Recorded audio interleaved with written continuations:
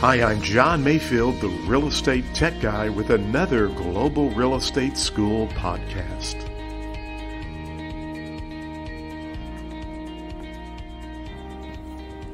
Hey, welcome to the podcast, John Mayfield, and I'm at the mid-year, I always call them mid-year meetings, but they're the legislative meetings for the realtors in Washington, D.C. For years and years, it was the mid-year meetings, and I think they should go back to that myself, but anyway. Seems they always need to change something. Yeah, I guess they have to change something, yeah. So Scott Laurie's with me from ERA Central up in New Jersey, he's one of the brokers there. Yep. And so, Scott, it's a pleasure to have you here. Yeah, thanks, John. Thanks for having me. So, Scott, tell us, I'm a brand new agent, just passed the test. I'm so excited. I come in and find out I have to pay all these dues. Yeah, and then it's like, oh, gosh, lots of fees. You know, but don't let that scare you because where else can you, even if you have $1,500, $2,000 invested, where else can you go start a business for $2,000? And sell one house, and you've made your capital investment back, and now you're ready to start making a profit. But so I'm a new agent, just passed my test, lots of paid my fees. What do I need to do, in your eyes or opinion, to really get jumped off the ground? I think one of the key things that you said, John, was it is a business. It's not just it is a career too, but it is a business that you're running, and you have to view it that way. You're going to need to invest time, effort, money into everything that you do. So whether it's in social media or paying someone to do something for you, everything is going to have some sort of cost to you, whether it's your time or your money. And you have to pick your, battles. I always say you can fish in many buckets or fish in many ponds for the different sources of business, and you need to figure out the ones that you like and go after those. You can't do everything for everyone, so pick where you want to work and go after that. And I'm glad you said that because it is your business. I remember years ago, I was listening to Sam Walton, who started Walmart, speak at my college in Cape Girardeau. And Scotty was talking about, Sandy's got a little sewing store over in Jackson, and Tom's got a fishing store in Cape Girardeau. And I'm like, Sandy, Tom, he was talking about the managers of those departments inside Walmart. Yeah. And he wanted each of those people to run that department like a store. Yeah. And he said, Sandy knows what those people in Jackson need for their sewing store. She knows those ladies better than I do, or anybody over at Bentonville, Arkansas knows, with his little Arkansas accent. And I think Walmart's gotten away from that probably, but I'm glad you said that because it is your business. Now, you still have policy and procedures with your broker to follow, and you still have the real estate rules and commissions. But at the end of the day, it's your business, and you can. And I love how you mentioned that. So good. You got to run that like a business. What else do you? What's some of the things you do at ERA Central to get agents up and kind of moving forward? I think because there's a lot that you still have to do as an agent after getting your license, because you learned how to pass a test. But there's so much more in real estate, whether it's procedures on writing contracts or what to do there, or even just how to advise a home seller on evaluation of a home. Because you're not learning that in the real estate school. You're learning that afterwards, whether it's from your broker or from another source that's out there online or even locally in your marketplace.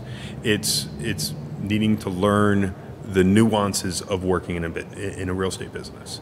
And it's a lot of those things. Yeah, I mentioned to a previous interview I was doing that I was listening to Larry Kendall's book, In Ninja Selling, and I've always loved Larry's philosophy and enjoying the book again. I like to go back and listen to books that I've read, or I listen to more books today. But Larry talked about that, really trying to go out and look at a couple of properties every day and really offering to do a price evaluation, trying to do 2 of those a week.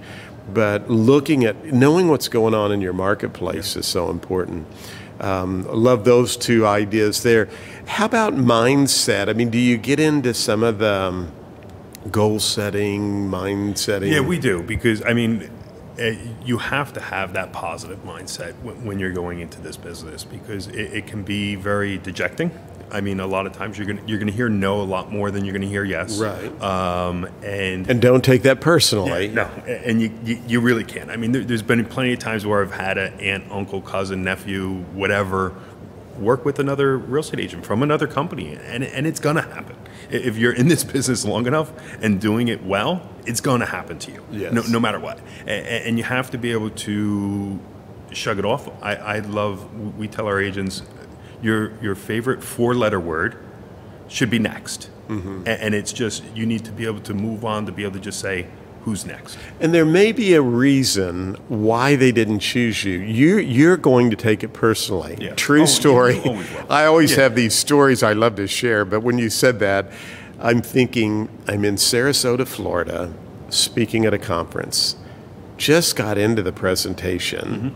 I thought I was doing great. You know, I'm hitting all cylinders. I'm working the room. And a lady gets up on like the 3rd row, grabs her stuff, kind of huffing, and walks out. Well, naturally, I'm like, oh gosh, am I that bad? You know, and I was like, that's all I could. And I was like, get your mindset off her, John. You got to get back in the presentation. Well, Scott, I finished my presentation. People are standing around talking to me.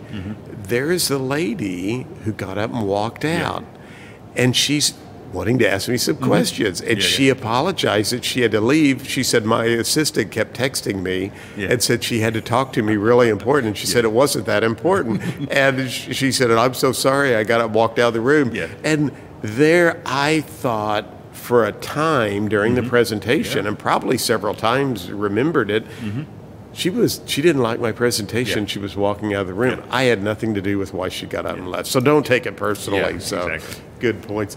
Anything else that you want to just, how did you get started, and what do you look back that was maybe helpful for you? I got started in a completely wrong way. I was basically just shoved out onto the street and said, go. You need to do what you need. And I'm like, I don't know what I'm doing. They go, well, you just got to go knock on doors. And sometimes that's what some people need to do.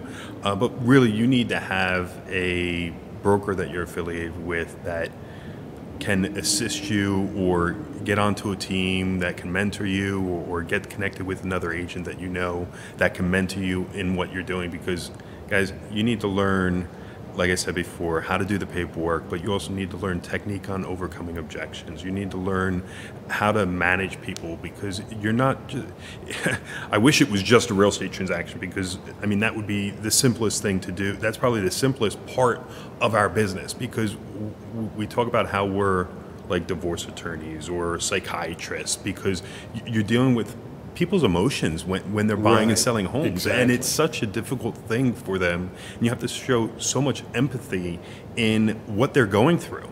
And so in that way, that's where, like I say, we can be divorce attorneys, because when you deal with husband and wife divorcing, and you're dealing with that dynamic, where what other industries do you deal with things like that? Typically, people walk away when things are like that. But there's so much that's going to come at you that you have to get ready for that. It is a challenge. And some of my, as you say that, I'm thinking of different people I've worked with in the past that, boy, I if anything, I was just there to listen, and that's the best thing.